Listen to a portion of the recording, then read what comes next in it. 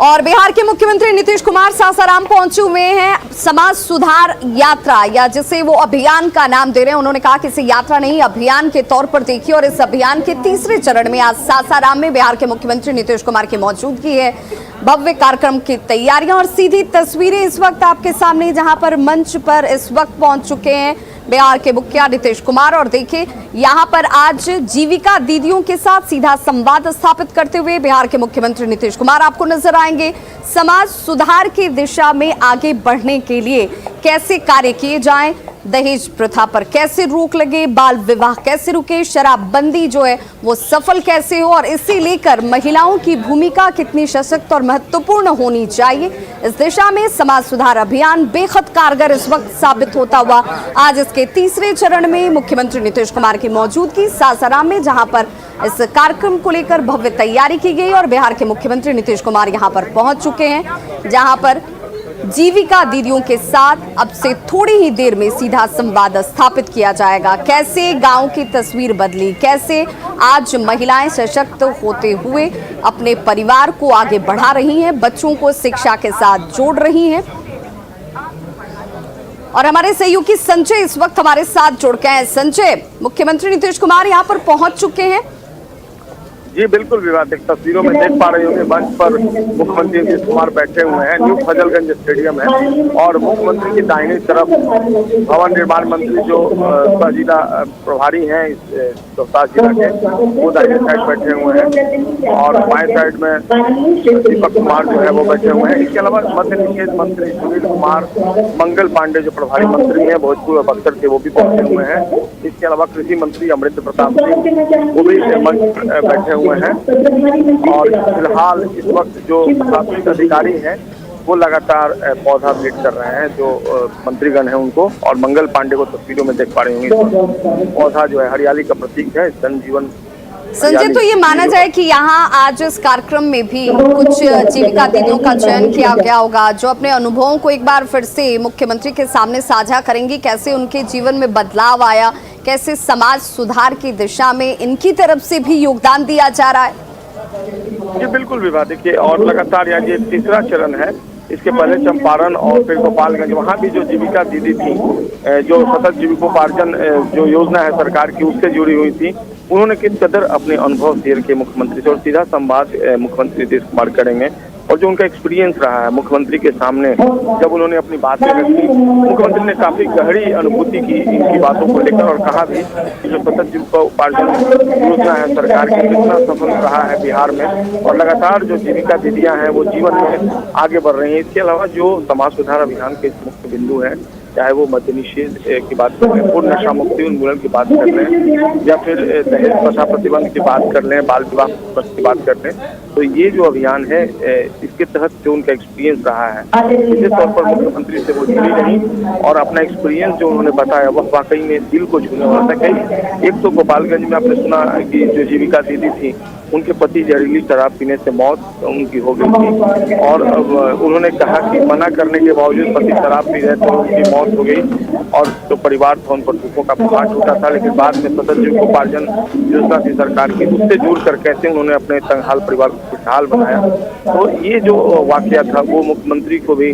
दिल से छू गया था। उन्होंने चर्चा की जो एक महिला है जो उन्होंने एक्सपीरियंस गेन किया वो अब आज एक बार फिर से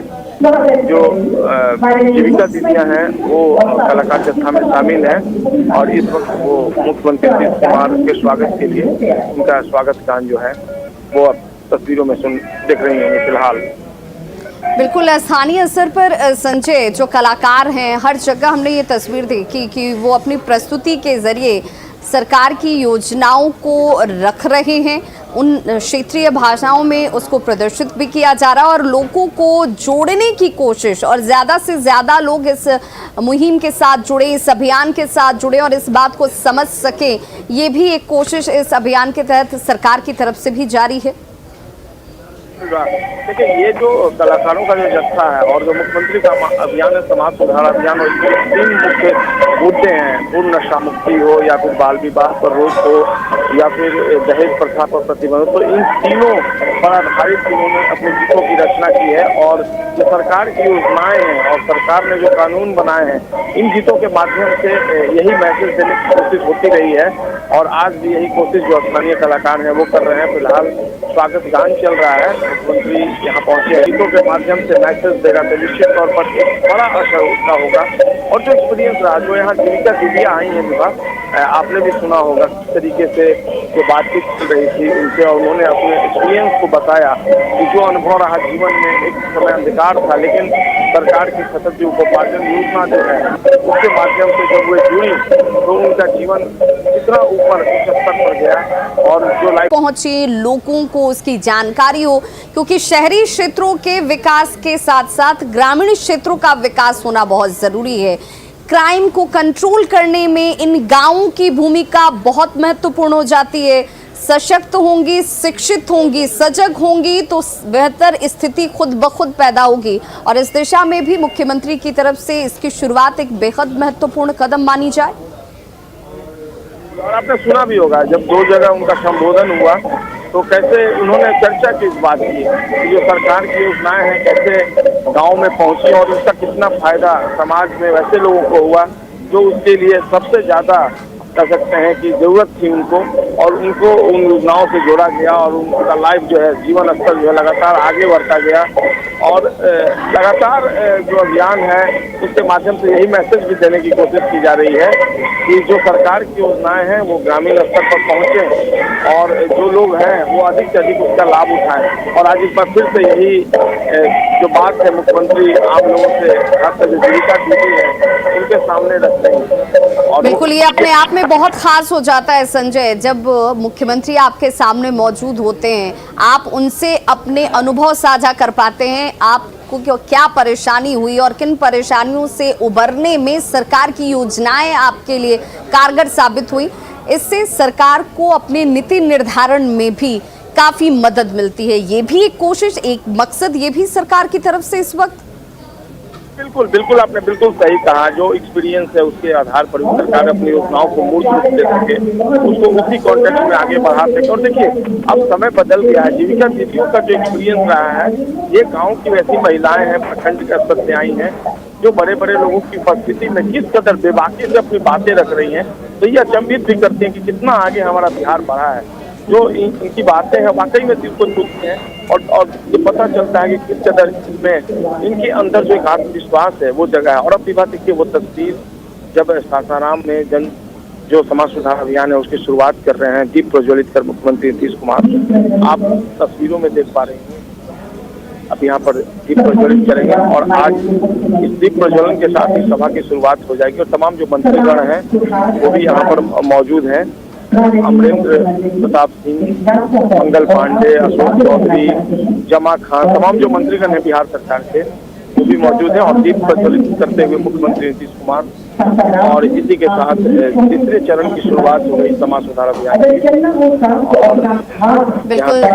इन तस्वीरों को लगातार हम अपने दर्शकों तक पहुंचा भी रहे हैं और दीप प्रज्वलन के साथ ही विधिवत तरीके से इस तीसरे चरण के समाज सुधार अभियान के तीसरे चरण के आज के इस पड़ाव में, जहां सासाराम में मुख्यमंत्री नीतीश कुमार की मौजूदगी है, इस कार्यक्रम का विधिवत शुभारंभ होता हुआ। और जीविका दीदियों के जीवन में सरकार की योजनाएं कितनी कारगर रहीं, कितना योगदान इन्होंने इनके जीवन में बदलाव के तौर पर लाया है, यहाँ पर एक बार फिर से इन जीविका दीदियों के अनुभवों को मुख्यमंत्री नीतीश कुमार सुनते हुए नजर आएंगे। और इस कार्यक्रम में मुख्यमंत्री के पहुंचने से पहले जब लगातार हमारे सहयोगी ग्राउंड रिपोर्टिंग कर रहे हैं, संजय वहां पर मौजूद हैं, इन महिलाओं से जब हमने इनके अनुभवों को साझा करने की, इनसे जब जानने की कोशिश की कि क्या बदला इनके जीवन में, बड़ी बेबाकी से आज ये महिलाएं कह रही हैं कि कल तक घर की 4 दीवारी में घूंघट के अंदर हम रहते थे। घर के मुखिया के तौर पर पुरुषों की तरफ से लिया गया निर्णय ही सर्वमान्य होता था, गलत हो या फिर सही हो। और कई परिवार गलत आदतों की वजह से बर्बाद हो चुके थे। लेकिन सरकार की योजनाएं घर घर तक पहुंची, महिलाओं को जब घर से बाहर निकलकर रोजगार से जुड़ने का मौका मिला तो आज घर के बच्चे शिक्षित हो रहे हैं पढ़ रहे हैं, समाज में अपना स्थान बना रहे हैं और गांव में तस्वीर बदल रही है, सुधर रही है। और इसी वजह से एक बार फिर से जब समाज सुधार अभियान, इस अभियान में मुख्यमंत्री नीतीश कुमार जब जुटे हुए हैं तो एक बार फिर से उनकी तरफ से भी आह्वान किया जा रहा है कि समाज को बदलने के लिए, बिहार को विकसित होने के लिए और इसकी तस्वीर बड़े पैमाने पर नजर आए, बहुत ज़रूरी है कि हम उन कुप्रथाओं से बाहर निकलें, उन दुष्प्रभावों से बाहर निकलें जिस वजह से हम पीछे रह जाते हैं। आगे बढ़ने के लिए महिलाओं का योगदान बेहद महत्वपूर्ण है, क्योंकि वो सिर्फ परिवार को ही संचालित नहीं करती हैं, समाज सृजन में उनकी भूमिका बहुत महत्वपूर्ण होती है। और यही वजह है कि आज इन महिलाओं को आप जब अपने सामने देख और सुन रहे हैं तो बहुत बेबाकी से ये अपने विचारों को, अपने अनुभवों को सामने रख रही हैं, वहाँ जहाँ पर तमाम गणमान्य लोगों की मौजूदगी है और मंच पर खड़े होकर अपने अनुभवों को आज एक बार फिर से ये जीविका दीदियां जो हैं वो सासाराम में भी साझा करेंगी, मुख्यमंत्री के सामने अपने उन अनुभवों को रखेंगी। हमारे सहयोगी संजय हमारे साथ लगातार बने हुए। संजय, जिन जीविका दीदियों को हमने आपके जरिए सुना, बिहार की जनता सुन रही है और देश दुनिया आज देख और सुन रही है, वो ये जानते और मानते हैं कि घर की चार दीवारी से निकलकर बहुत कुछ समाज में देखा, समझा और अब अपना परिवार और समाज दोनों के सृजन में महत्वपूर्ण भूमिका अदा कर रही हैं। जी बिल्कुल विवाह, और खासकर सतत जीविकोपार्जन योजना जो है उससे उनके जीवन में कितना बदलाव आया है। दरअसल सतत जीविकोपार्जन योजना आखिरकार है क्या, इसके बारे में थोड़ा बता दूं कि राज्य सरकार द्वारा शराबबंदी से पूर्व देसी शराब और ताड़ी के उत्पादन और बिक्री में पारंपरिक रूप से जो निर्धन और अनुसूचित जाति, जनजाति और दूसरे समुदाय के सीमित परिवार हैं, उनके लिए ये योजना शुरू की गई जो पहले शराब के धंधे में थे, ताड़ी के धंधे में थे। और इस योजना के तहत जीविका के ग्राम संगठन द्वारा जो परिवार चिन्हित किए जाते हैं उनको जीविकोपार्जन हेतु परिसंपत्ति खरीदने के लिए औसतन 60 से 1 लाख रुपए तक निवेश राशि उपलब्ध कराई जाती है। निवेश राशि का जो उपयोग है दुधारू पशुओं जैसे बकरी, मुर्गी पालन, मधुमक्खी पालन, नीरा, अगरबत्ती व्यवसाय, कृषि संबंधी कार्य, जो भूमि जो है वो लेती हैं, उसके बाद उस पर खेती करती हैं, युवाओं के कौशल विकास और प्रशिक्षण की भी व्यवस्था, और इसके अलावा जो 7 निश्चय के तहत विभिन्न कार्यक्रम है जैसे सामाजिक सुरक्षा है, मनरेगा है, छात्रवृत्ति है,